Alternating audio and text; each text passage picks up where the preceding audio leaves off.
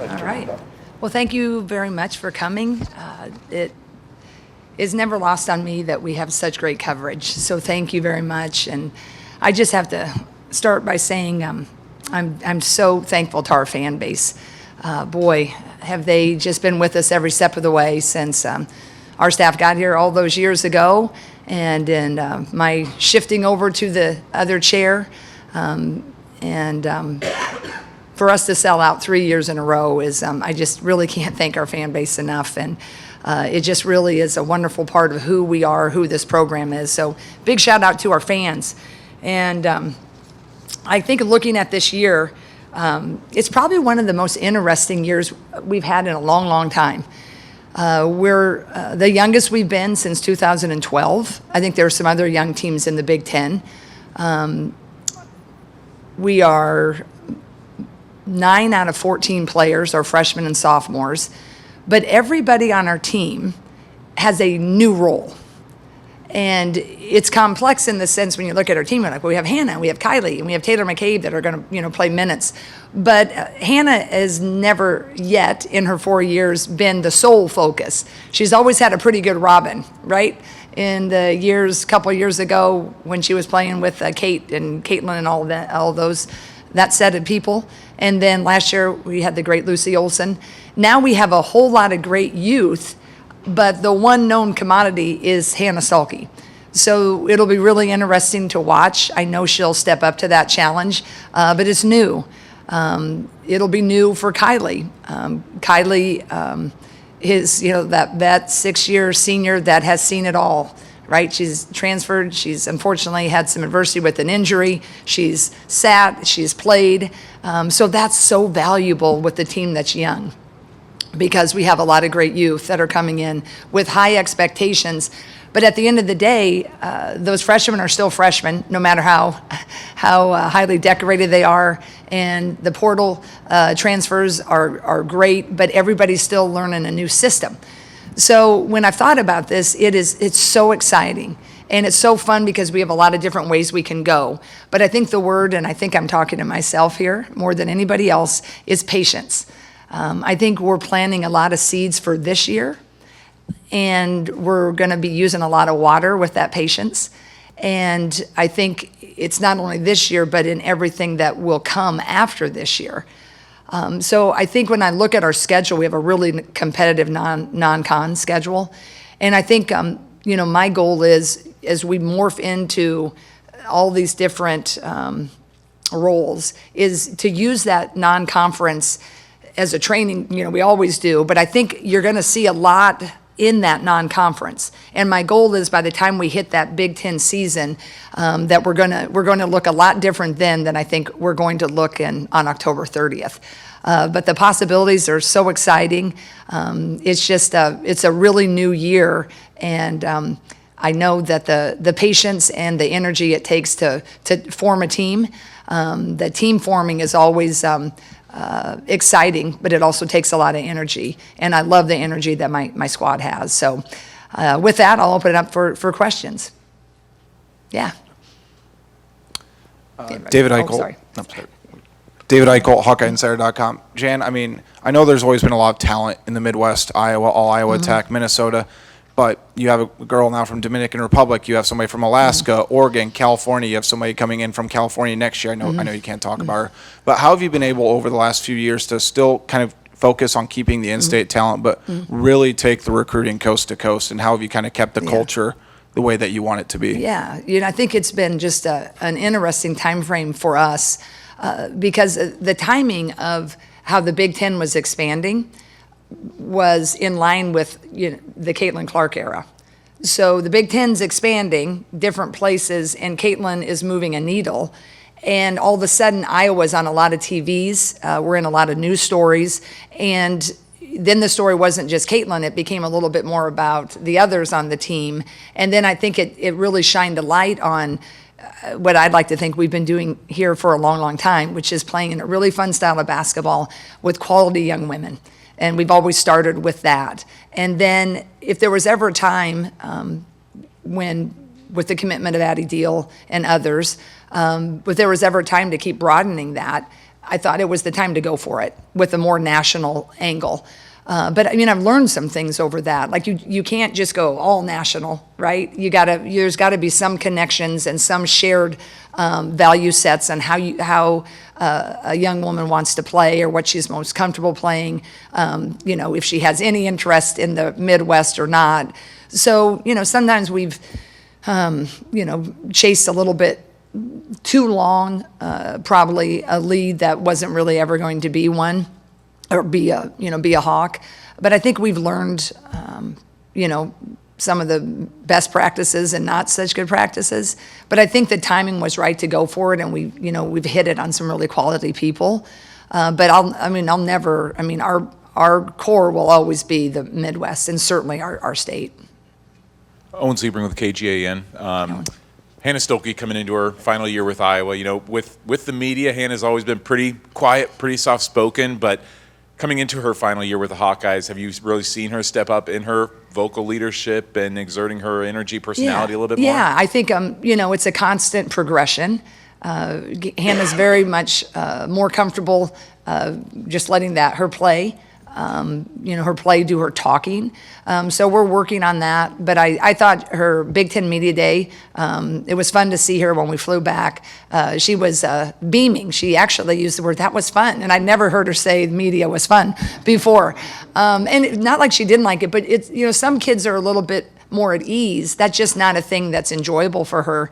But she did a great job there. And I think she's really leaning into probably for the first year, really trying to get out of that comfort zone. Partially, she knows where she wants to go individually, but I know she really loves this team and knows that they're looking at her to kind of take them through some of the rocky times. So I've been really pleased so far. Certainly, everything, when you start playing games, that's where we all earn our medal, right? Chad Lice, Dakota Des Moines Register. Good morning, Jan.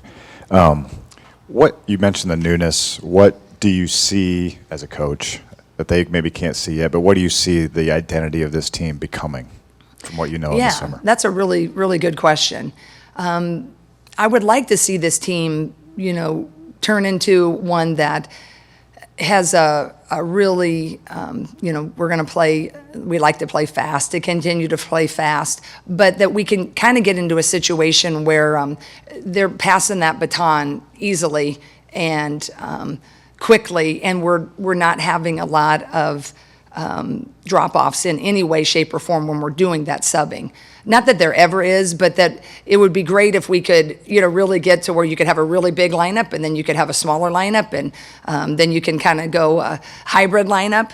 But we're ways from that. I think on paper it all looks really exciting. And it looks, wow, this is it's a deep team and we got all this versatility, and we do. But I think anybody who actually coaches or teaches, there is a learning curve that you cannot skip the steps. Some kids come in with a really high IQ, and you've known that. Some kids, you're not sure, you get surprised, and it's not quite where you thought that was, but they're coming. And so that's where I'm trying to, just continue to settle. But what I think we can get into is a team that can morph into, not just what the other team has and we can counter, but maybe we can do something where the opponents will have to counter. And we haven't really had that luxury, right? We've kind of been true to who we are because we haven't had the size. I have a little bit more size than I've ever had. I mean, we have 6'5" in Layla Hayes, a freshman. We have 6'4" in Ava Hayden, 6'5" traditional post, which I love. Ava, I love her type of post. It's a little bit hybrid. She can run. Both of them can run. And then you can add, Hannah at that 6'2" in that mix, right? We have some big guards. Emily Rodriguez from the Dominican Republic, big guard. Tegan Mulaney had a nice summer, big guard. So there's just different ways that you can look at it. And if we can develop that, I think it can really be exciting. But we are young. And all is not lost if we don't see that as quickly as maybe we would all love to. But there's this whole thing, when you're looking at a young career, there's steps every year. And so I think, again, patience rules the days. I think the patience of the individuals themselves. I think patience of people in their camps. I think patience of, what we see. Everybody will tell you every day is just a step towards who you're going to be.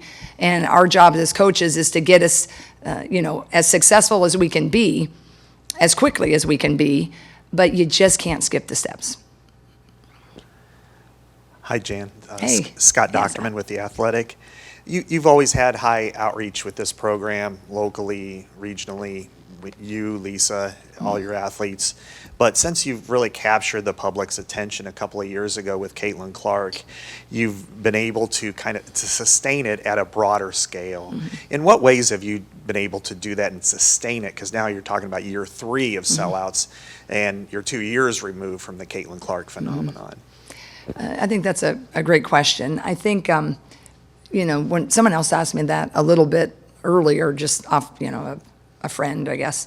And I think the key has been, I think the way that we play, the young women play with a lot of heart, and they play with a lot of joy. And I think it's fun to watch.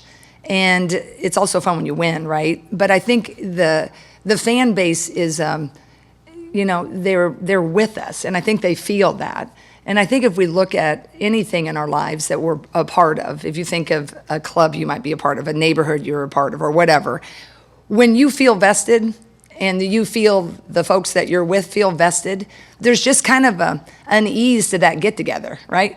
If it's a monthly club, it's a weekly club, it's like you look forward to that club. And I just think the longevity that I've been able to have here, certainly that Lisa had here, is that we got this club.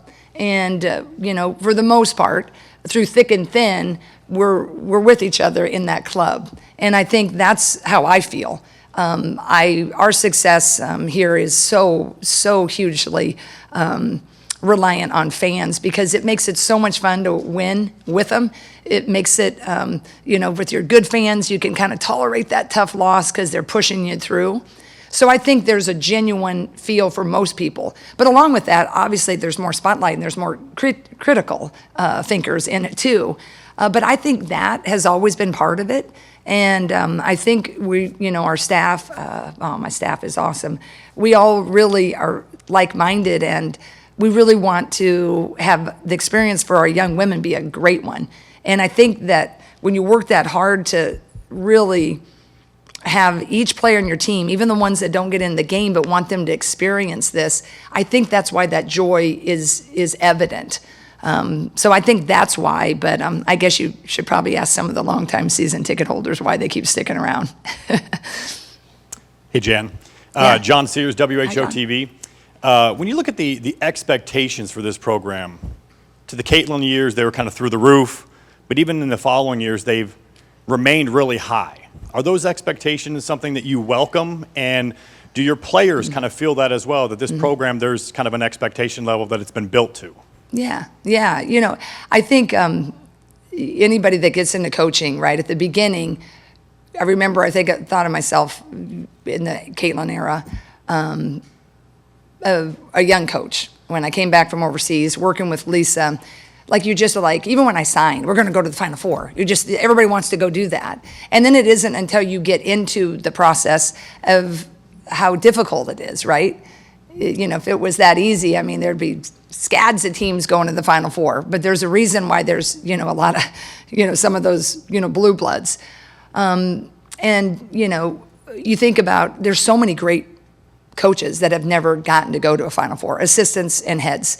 And so I feel really grateful for that.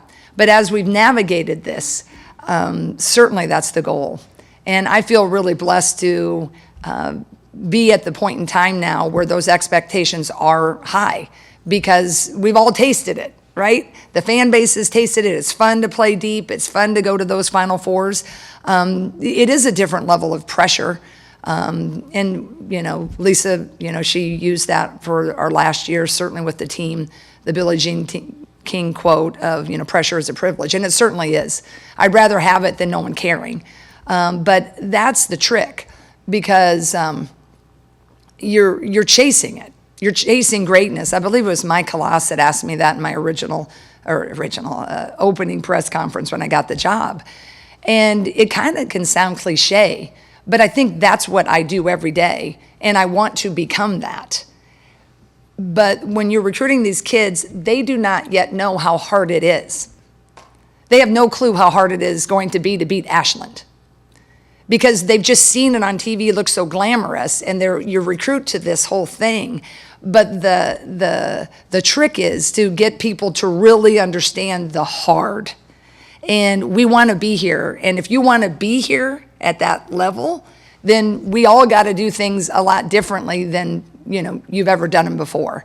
And that's the fun part, which we were always kind of trying to get to that point. And then when we broke through with the Caitlin era, you wish you could just be a pro team and kind of keep that philosophy and that mindset with all those people. They'd been there and they knew the standard, and they could be like, hey, this is what you got to do. We can't take that possession off. And so that's the fun part, but the challenging part, because everybody on our team wants that right now. But the understanding is beginning of like, holy cow, we got to go this hard.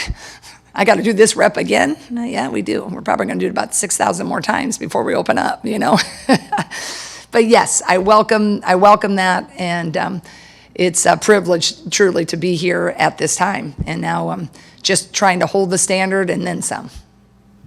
Hey, Hi, Jan. Jeff. Jan.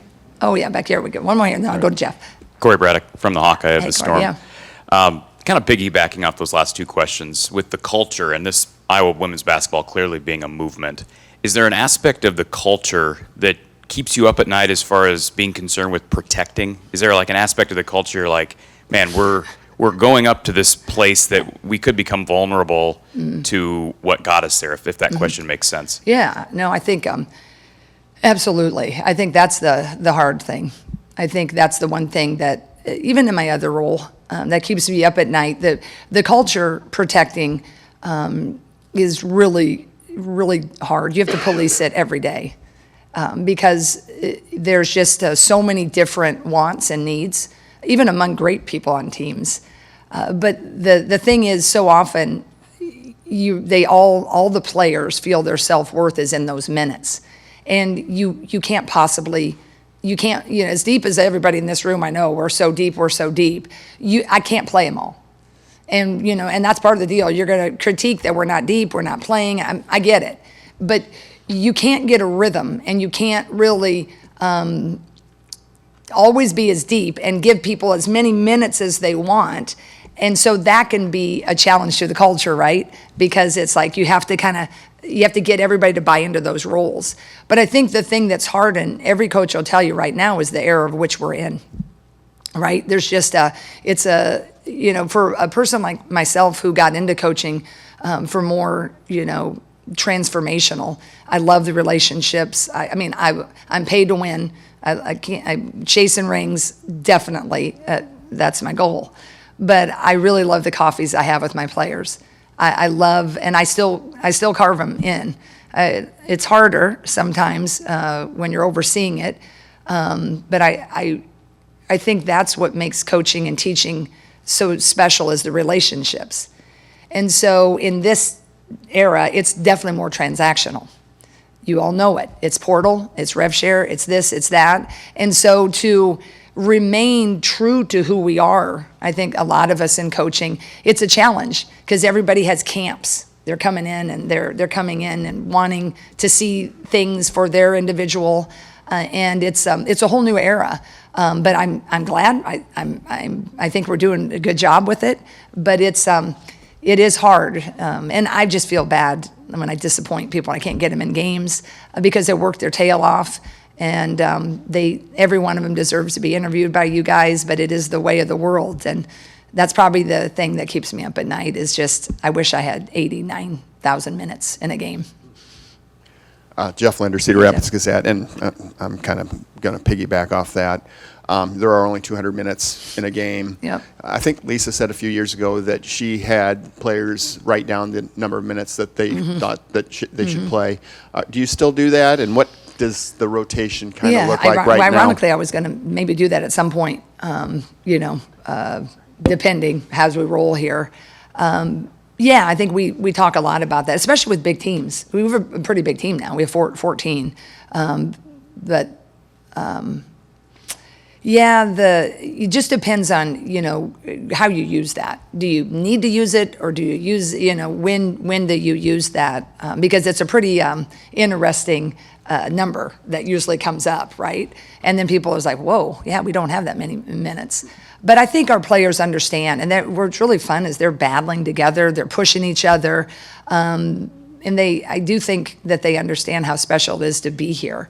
There's got to be some settling, in team forming. You're constantly, it's a little turbulent until those roles set. But I feel like the quality of the young women on this team, already they're showing me a lot of great things. So we're still, honestly, a work in progress. I'm still really shuffling through that, top 8 or so. They're all battling, and that's what makes it fun, and that's what makes it hard. But if it's not hard, then you're not going to be as competitive as you could be. Did that answer the question, Jeff? Yeah, kind of. We'll talk about it later. Jan, Michael Oskazet. Mike. What happened to or for Ava at the Big Ten tournament last year, and is she destined for greatness? Yeah, I think, Ava was interesting. She tells you, she'll share with you how hard that freshman year was. And that's a case of when she was coming in, usually all of them have been the very best, right? They haven't had a whole lot of people pushing them. And it was a little bit eye-opening, right, for Ava, but in a good way. And she was, when we'd have our conversations, she's a really analytical kid, very intelligent, and was always wanting a certain formula. But part of basketball, it isn't exactly a formula. There's a little bit of feel, a little bit of this, a little bit of that, and just getting in and honing the skills that are going to be needed, at the position that she played, which we needed her back to the basket. We needed a little bit more consistency. And it kind of clicked around Christmas, and then she just went for it and used that kind of disappointment of which she wasn't maybe playing as much as she'd like, and she wasn't quite as consistent. And then it kind of clicked for her. And then when it clicked, boy, she went gangbusters. And she's just a great young woman, and it was fun to see that growth. And she had a great summer. And I do think she can be a really one of the great ones. She's a hybrid. She faces a little bit more. She's a little bit loose in the post. I don't mind her to use like a quick dribble. She's got to spin in one and in because she's fast. So I'm really excited to see what she can do now that she has this confidence. But she had a heck of a summer. I'm really, really excited about her. And she can be a great mentor to Layla Hayes. Kyle Huesman, Yeah. Hawkeye Report. Yeah. I kind of have a two-part question about your point guard position. We've talked about it before. You look back over the last decade and a half, and you know the names that you've had at point guard. And generally, they're your primary scorers. And sometimes, if they're not, they're still right up there in the scoring every single game. Chit Chat's a little different. Just the first part of the question, just what has it been like working with a different type of point guard that maybe isn't that primary scorer? And then the second part of it is what kind of scoring do you expect from her this season? What kind of role do you want to see her take? Yeah, that's a great question because that's been a really different. She's really great in a whole different way. But she's, Sam Logic. You can go from Sam Logic to Kathleen Doyle to Caitlin Clark to Lucy Olson. So you can see how just the vocal leadership of those personalities. I think that's the biggest thing because Chit Chat is going to, when you meet with her today, is as sweet as they come and quiet. Her name, ironically, they call her Chit Chat, but it's because she's quiet. So we're working on her. We're talking about Hannah, and we're working on Chat with that. But she's a really fast, explosive, definitely pass verse. Pass verse, capital letters on all of it. And she's got a beautiful floater because she's had to. She's got a really pretty three, and it's deep. But she is so generous. So I'm trying to get the balance of her to go ahead and force a shot here or there. And yes, I never had to tell that to Caitlin Clark. Caitlin was just going to take it. So that's been fun. But she's fast. She can handle the ball. She's really great on defense. So she gives us a lot of different things, but we're just missing a little bit of that, really more of a presence at the point guard with the voice. But we just have to do a little differently because that's going to be a work in progress for her. She gives us so much else. Kylie's kind of picking that up, and then we're getting Hannah being a little bit more vocal. But that's the trickiest part, is she's just a little bit more quiet. But those of us who's covered us, Camille Waleen, she was a really great guard. Christy Smith, they were a little bit more quiet. So that's what's fun. You got to kind of, they have a lot of other strengths. It just may not be that one. But if I get her to score a little more, she can score at every level, and it's fun to watch because she's just so little and fast. I think you'll enjoy watching her. Darian Souther with the Des Moines Register. Yeah. Hi. Kind of building off that, we saw last year with Lucy that there was definitely some time it took for the balance of being, a centerpiece in the offense, but also being new and trying to come into a new culture that's very established and all that. In that same vein with Chit Chat, what has been that balance in those conversations like of saying, hey, we know you're new, we know we're figuring everything out, but we need a lot from you this year? Yeah, I think that's the interesting thing. If Chit Chat would have been in the same system that she was in as a sophomore, we'd probably been talking a lot about with Ava Hayden. She would have just picked up. But now when a point guard has to come and learn everything and lead, it's the most challenging because she wants to get it right and she needs to get it right because she's the quarterback. So if she's kind of calling the wrong plays, all heck happens, right? So, patience with her. I think that's my word is like, they're just used to excelling at this level and they're high achievers. And so the balance of pushing them and critiquing them is interesting because they just don't want to make mistakes. And when you're playing tighter, you can't really keep growing as much. So with Chit Chat, I'm just keeping her a little loose and telling her it is okay to make mistakes. And we're getting more and more comfortable, I think, in our offensive sets. But I think what's really going to be fun is we're going to see some growth, or we need to. I think that's when we get 2 months from now, I just told my staff, it's going to be really, I think, hopefully, really amazing to see a lot of the spurts. Because you typically in the summer you're like, yeah, everything's great, and then you get to the fall and it's pretty good, and you hit this time when you're not playing anybody else, and it's just like everybody is like, oh, it seems a little tough sledding, but their attitudes are fantastic. It's just sometimes I got to keep them built up because they're used to knowing everything.